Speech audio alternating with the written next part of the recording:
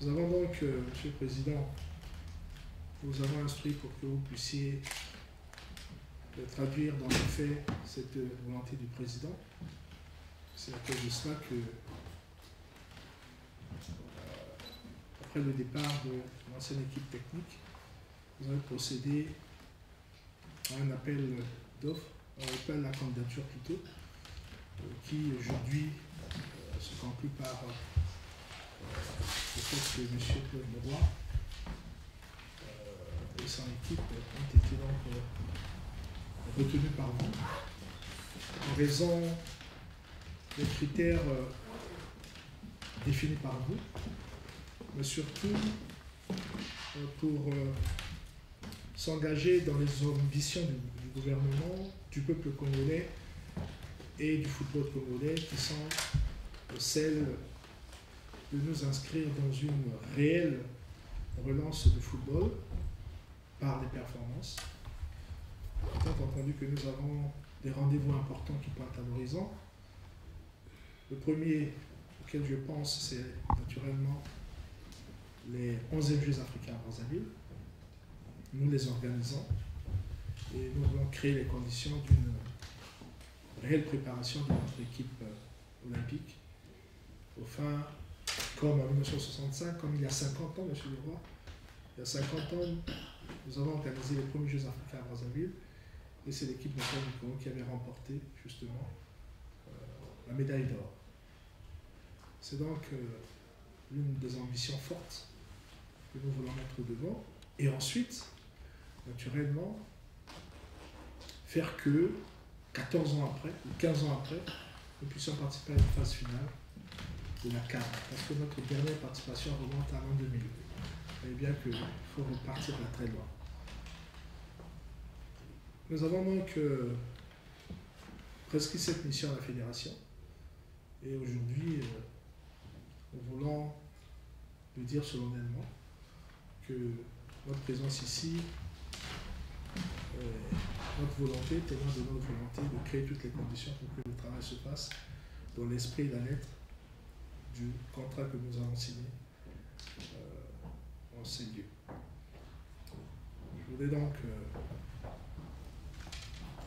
demander qu'on procède à la signature. Pourquoi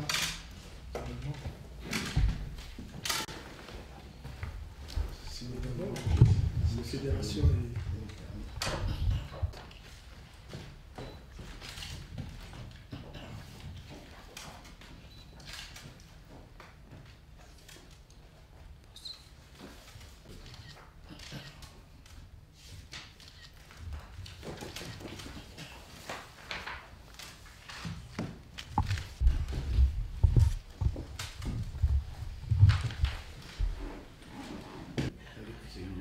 Puisqu'il vient dimanche, l'autre vient dimanche, lundi.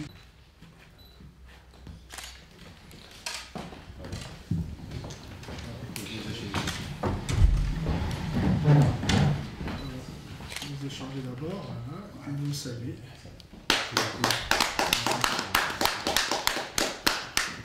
Allez, félicitations. Félicitations. Monsieur le Président. Monsieur le conseiller. Voilà. Alors, au travail maintenant.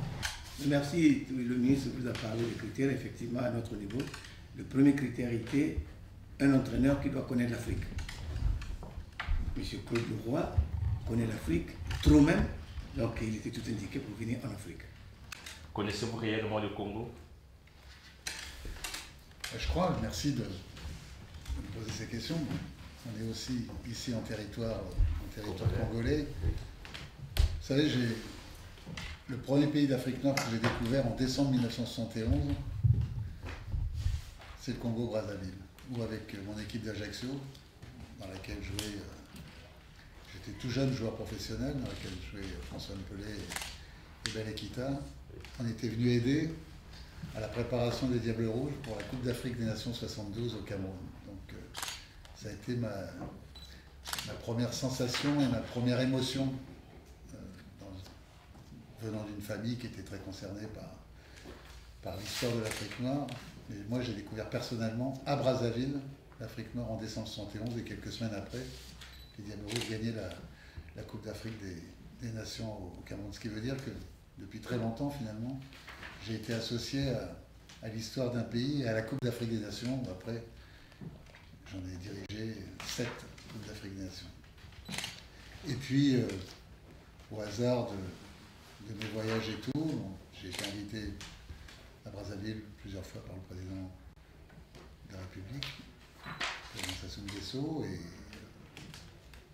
on a gagné avec le Cameroun les Jeux d'Afrique centrale à Brazzaville en 1987, en pratiquant peut-être le plus beau football que j'ai jamais vu pratiquer pour une équipe. Donc, moi, je tiens à remercier son Excellence, le président et tous les gens qui m'ont fait confiance parce que je suis très fier. Vraiment, c'est pas du tout démagogique, c'est pour un plaisir. Je suis très fier, très ému de signer à Brazzaville. Vous savez que pour les Français, Brazzaville, c'est pas un nom anodin. Ça veut dire beaucoup de choses dans l'histoire de nos deux pays. Et je pense qu'il y a le matériel humain pour pouvoir avoir des ambitions. Les ambitions sont claires, c'est se qualifier pour la Coupe d'Afrique des Nations en 2015.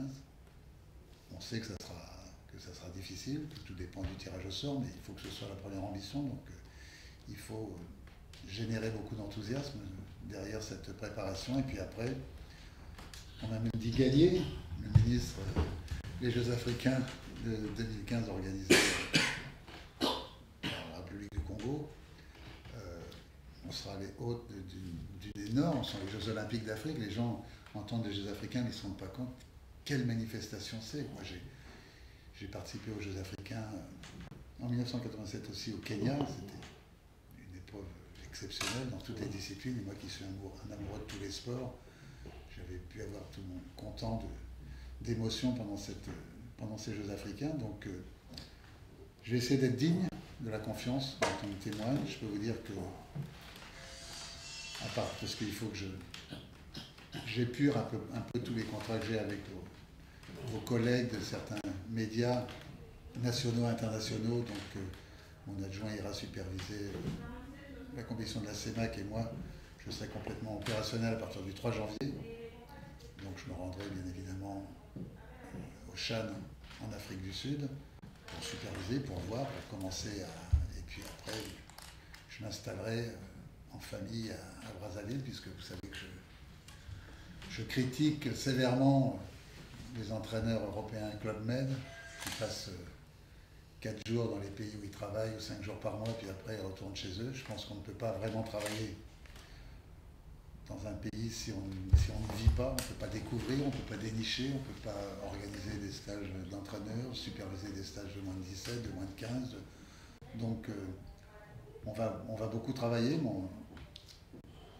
J'aurai un adjoint, sélectionneur national adjoint congolais, un entraîneur des gardiens de but congolais, et puis un adjoint français qui sera Sébastien Minier, qui est quelqu'un d'une immense qualité que vous apprendrez à découvrir, qui est un jeune entraîneur qui, je pense, comme Hervé Renard, qui a travaillé 7 ans avec moi avant de voler de ses propres ailes, est appelé au même genre de carrière, qualité de chercheur, scientifique, et d'ancien très bon footballeur. Je pense qu'on va pouvoir constituer une équipe dynamique pour être ambitieux. On sait que le football, ici, on peut être tous champions du monde avec des discours. C'est facile, c'est sur le terrain qu'il y a les réalités. Donc je répète, 2 grands objectifs, indépendamment du Chan, qui s'est brillamment qualifié pour cette phase finale, mais la participation à la Coupe d'Afrique des Nations et si possible une victoire pour les Jeux africains, même si on sait qu'on ne peut jamais promettre une victoire, mais il faut que ce soit l'objectif de rester les patrons chez nous pendant cette édition des Jeux africains. En plus, ce sera le 50e d'une victoire historique. Voilà, très vite. Très vite, je vous dis merci, je me rends compte que vous n'êtes pas avare des mots. Mais je reviens à votre phrase, la formule, je sais que ce sera difficile. Qu'est-ce qui sera difficile à votre avis? Parce que le football, par essence, c'est difficile. Parce qu'il y a des nations aussi qui travaillent, parce qu'il y a du talent partout. Parce qu'il y a aussi les conditions au plan socio-psychologique qu'il faut savoir prendre en compte. Oui, un public pas facile, un peuple aussi critique que jamais, peut-être plus que les Français. Hein. Vous croyez? Allez-y, allez-y. Non, non, mais c'est le rôle du public de critiquer, de ne pas être satisfait. Il faut être prêt à affronter un public. Je pense qu'un public, il est assez gentil quand on le respecte. La première des choses, c'est de respecter un public. Avez-vous déjà un regard de ces Congolais footballeurs de l'extérieur? Si oui, vous avez dit scoop, c'est le ministre. Non. On peut déjà avoir les noms que vous avez en tête, en vue. J'ai pas de scoop, mais quand on voit par exemple hier, ne serait-ce qu'hier soir, la performance d'Onyangue, de Tunyama qui était le meilleur joueur de Guingamp hier soir, puisque j'ai suivi leur performance, la qualité d'Andinga, est-ce que Moussilou est capable de revenir à un très bon niveau? Il semble revenir un petit peu, recapitaliser un peu de confiance, plein de jeunes joueurs qui sont partout. Puis bon, aussi, vous savez ce que j'aime, c'est m'occuper des locaux, savoir travailler sur ceux qui jouent au pays, parce que je pense que c'est pas parce qu'on a l'étiquette professionnelle qu'on est obligatoirement meilleur qu'un jeune local. Donc effectivement, je pense que j'ai fait ça partout, j'ai déniché partout des jeunes joueurs, parce que j'y vivais, et je vais continuer à faire comme j'ai toujours fait. Je crois que si j'ai eu des résultats partout où je suis passé, c'est que il n'y a que deux éléments importants de base, c'est la discipline dans le travail et la préparation physique pour que le joueur soit toujours bien prêt.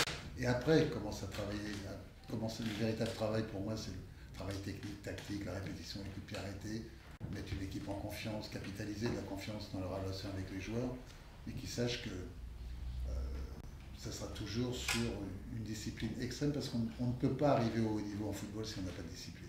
Il y a eu des errements, par exemple, en France, parce qu'on a été trop laxiste et on a vu ce que ça a coûté au football français. Moi, ça fait tellement longtemps que je me bats contre ces erreurs de comportement qu'on essaiera de faire ça, mais d'une façon intelligente, en respectant les joueurs. Les joueurs ne sont pas des enfants. Souvent, ce sont des adultes. Ils sont même en père de famille, en charge d'éducation. Donc, il ne faut pas leur faire de cadeaux. Il faut les respecter. Il faut qu'ils sachent qu'on peut avancer dans le foot que si on bosse beaucoup. Ce n'est pas des discours. Le discours, je vous le disais, c'est facile, c'est le travail sur le terrain. Tout simplement confirmer l'engagement du président de la République et du gouvernement de créer les conditions de relance du football. Je crois que à partir d'un certain nombre d'éléments, dont la signature du contrat avec M. Claude Leroy, nous sommes en train de tenter de nous donner les moyens réels de la relance du football. La signature de ce contrat pour les seniors high, pour la préparation des 11e Jeux africains est un élément important, un élément central. Mais à côté de cela, vous savez que nous avons relancé le Centre national de formation de football. Ce sont ces jeunes formés à Brazzaville qui viennent de nous gratifier de cette victoire à Nice, à l'occasion justement de la 7e édition des Jeux de la francophonie. Donc il faut absolument compter sur ce centre de formation qui a une ambition de s'élargir avec des centres de préformation à Pointe-Noire et à Orlando. Donc c'est un point important dans le cadre de cette relance. Nous avons bien sûr, toujours dans le cadre de cette relance, nous avons fait faire une étude par M. Olivier Denis Massé, qui représente Havas Sport, je le cite, parce que nous voulions, avec la Fédération congolaise de football, chercher à comprendre pourquoi justement il y avait quelques pesanteurs, quelques faiblesses au niveau du football. Et là aussi, les réponses qui nous ont été données nous confortent aujourd'hui avec la visibilité qui peut s'observer grâce à M.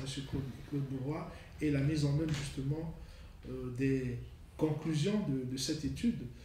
Nous allons créer les conditions d'une réelle visibilité de notre football qui va appeler l'intérêt d'un certain nombre d'annonceurs. Parce que l'exemple qui nous a été donné, c'est qu'en Afrique, par exemple, il y a 28 marketeurs dans les télécommunications. Il n'y en a pas un seul au Congo.